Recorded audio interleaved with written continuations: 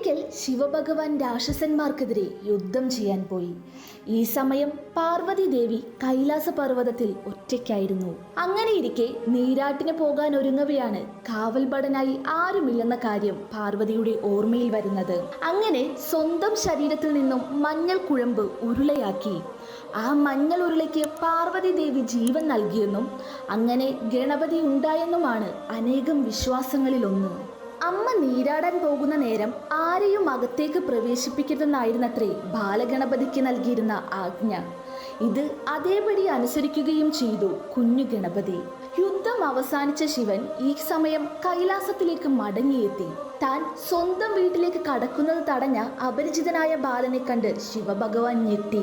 കോപാകുലനായ കൈലാസനാഥൻ നന്ദിയോടും തൻ്റെ ഭൂതഗണങ്ങളോടും ഗണപതിയെ ഇല്ലാതാക്കാൻ ആജ്ഞാപിച്ചു.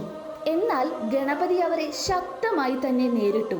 അവസാനം ശിവഭഗവാൻ തന്നെ നേരിട്ടിറങ്ങി ഗണപതിയുമായി പോരാടി. ഒടുവിൽ ഗണപതിയുടെ തല വെട്ടിയെറിഞ്ഞു.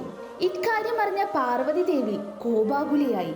അവതാരങ്ങളെ ആകെ പുറത്തെടുത്ത ദേവി മനുഷ്യകുലത്തെ തന്നെ ഇല്ലായ്മ ചെയ്യാൻ തീരുമാനിച്ചു.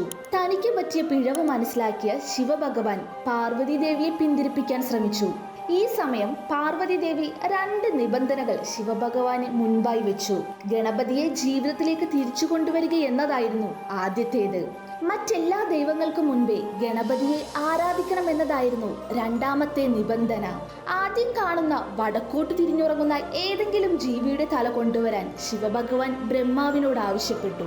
ആനയുടെ തലയുമായി ബ്രഹ്മാവ് മടങ്ങിയെത്തി. ശിവഭഗവാൻ ആ തല ഗണപതിയുടെ അറ്റുപോയ തലയുടെ സ്ഥാനത്ത് വെച്ചു. ഗണപതിക്ക് ജീവൻ നൽകിയതിനു ശേഷം ഇത് തന്റെ മകനാണെന്ന് ശിവൻ പ്രഖ്യാപിച്ചു. അങ്ങനെയാണ് ഗണപതിക്ക് ആനത്തല വന്നതെന്നാണ് വിശ്വാസം. എപ്പോഴെങ്കിലും ഗണപതിയുടെ വിഗ്രഹത്തിൽ സൂക്ഷിച്ചു നോക്കിയിട്ടുള്ളവർക്ക് ഗണപതിയുടെ കൊമ്പ് മുറിഞ്ഞിരിക്കുന്നതായി കാണാനാകും.